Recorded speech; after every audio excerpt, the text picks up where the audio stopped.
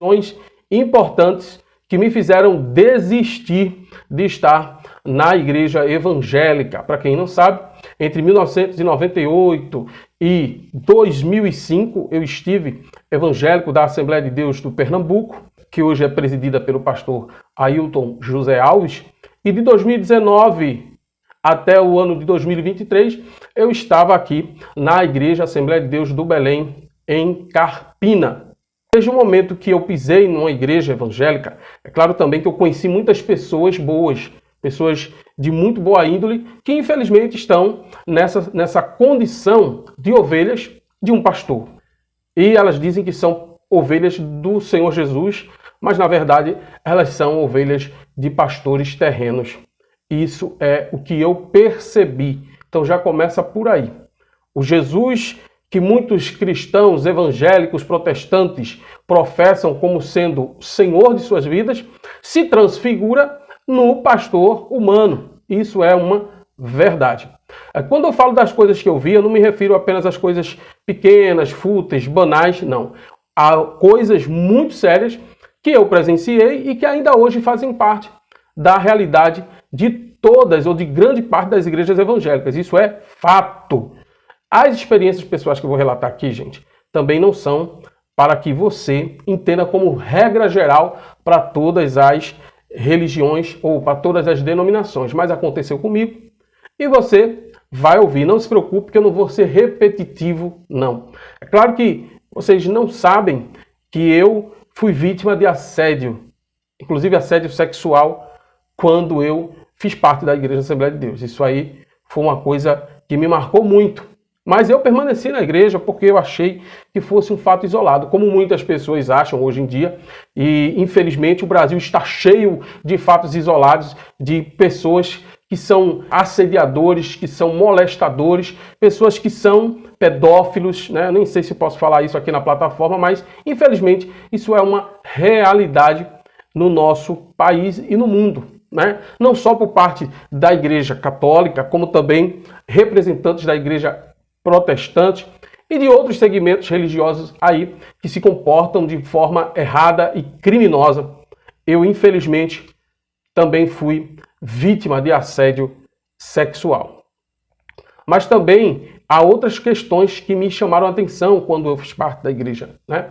A grande discriminação e desprezo por parte de muitos líderes contra pessoas que chegaram na igreja tatuadas, mal vestidas, sem dinheiro, sem nenhum atrativo para a instituição. Essas pessoas foram desprezadas e são desprezadas nos dias de hoje. Na internet aí você consegue até ver alguns experimentos sociais onde pastores se vestem de mendigos e visitam a igreja como se para testar a intenção dos obreiros, a intenção dos irmãos que se encontram ali, como esses irmãos irão receber essas pessoas mal vestidas. E, infelizmente, o resultado não é muito animador, não.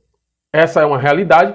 Hoje a igreja se tornou, na grande maioria delas, igrejas bem elitizadas, sobretudo aquelas de alto poder aquisitivo, né? E pessoas humildes não são bem-vindas. Por mais que eles tentem demonstrar que são bem-vindas, né? Venha e traga toda a sua família, mas o desprezo, a discriminação está estampada no olhar de muitos obreiros que recebem essas pessoas quando recebem. Mas muitas vezes essas pessoas são verdadeiramente enxortadas de muitas denominações evangélicas. Isso é vergonhoso, mas é uma realidade.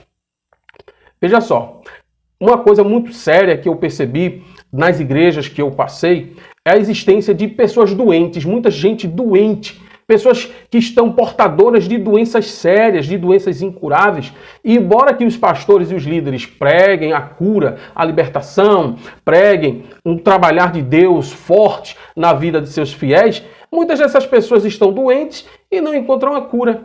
Então, parece até contraditório, e é contraditório, quando, por exemplo, um pastor ou um parente de um pastor, um membro de uma igreja, ele está doente e glorifica a Deus, porque como Deus permitiu que Jó, por exemplo, ficasse enfermo e tivesse toda aquela perda que está registrada lá no livro do mesmo nome, no livro de Jó, eles acham que podem sim desfrutar desses desprazeres da vida, dando glória a Deus. Chega ao cúmulo de pessoas muito, mas muito doentes em fase terminal, estarem gratas pela dor e pelo sofrimento que estão passando. Isso graças a uma resiliência motivada pelo sentimento de comodismo e de conformismo com tudo aquilo que eles passam, já que eles entendem que é plano de Deus. Então, se é plano de Deus, eles devem passar de cabeça erguida. O grande problema é que muitos deles se recusam a se utilizar dos recursos naturais, né? dos recursos medicinais, eu quero dizer, porque acham que são pessoas que vão ser beneficiadas por um milagre e muitas vezes, o final é trágico, porque o milagre não vem, a cura não vem e essas pessoas acabam tendo finais verdadeiramente trágicos. Isso é uma questão muito latente no contexto evangélico, religioso, no contexto católico, onde pessoas querem pagar suas promessas quando alcançam curas. Às vezes as curas vêm por intermédio de um médico, por intermédio de um remédio, por intermédio de uma terapia que os hospitais submetem essas pessoas e, erroneamente, essas pessoas atribuem a Deus a sua cura. Mas a grande questão é que, quando a medicina não tem a solução, quase sempre as pessoas vão padecer até o fim das suas vidas. Aí vem falsas curas, falsos milagres que eu presenciei na igreja. Houve até pessoas que foram beneficiadas, entre aspas, por orações de fé e de poder, onde os pregadores, os pastores, os presbíteros, conforme diz a palavra de Deus, se alguém está doente, procura os presbíteros da igreja, e esses presbíteros, pastores, foram até lá, as pessoas doentes impuseram suas mãos e chegaram ao cúmulo de dizer: você está curada em nome de Jesus. Só que quando a pessoa chega em casa, não tem cura nenhuma, não tem nenhuma melhoria, aquilo é só placebo. Então, é muita coisa desse tipo que ocorre. Inclusive, falsas profecias que são proferidas nas igrejas, sobretudo nas igrejas neopentecostais, As igrejas que fazem aí um trabalho de engano para com muitas pessoas que estão aflitas, que estão perturbadas. Eu mesmo já fui uma das vítimas dessas profetadas. Passei por um momento difícil na minha vida particular, e recebi uma grande profetada que não se cumpriu. Inclusive, quando eu estava com o meu carro anterior, chegou um pastor e disse assim para mim: Deus está me revelando que vai te dar, em breve, o teu próximo carro. E o teu próximo carro será um carro zero. Eu disse: que legal, que bom. Eu aceito, Eu aceito. Afinal de contas, um carro 0 quilômetro. E quando foi o momento de eu trocar de carro, eu estava no contexto religioso ainda, Procurei uma agência, submeti meu nome à análise e, pasmem vocês, não foi aprovado financiamento algum. E apesar de que, se fosse aprovado, eu teria de pagar o financiamento. Então, que tipo de presente é esse que você assume em 48 suaves prestações?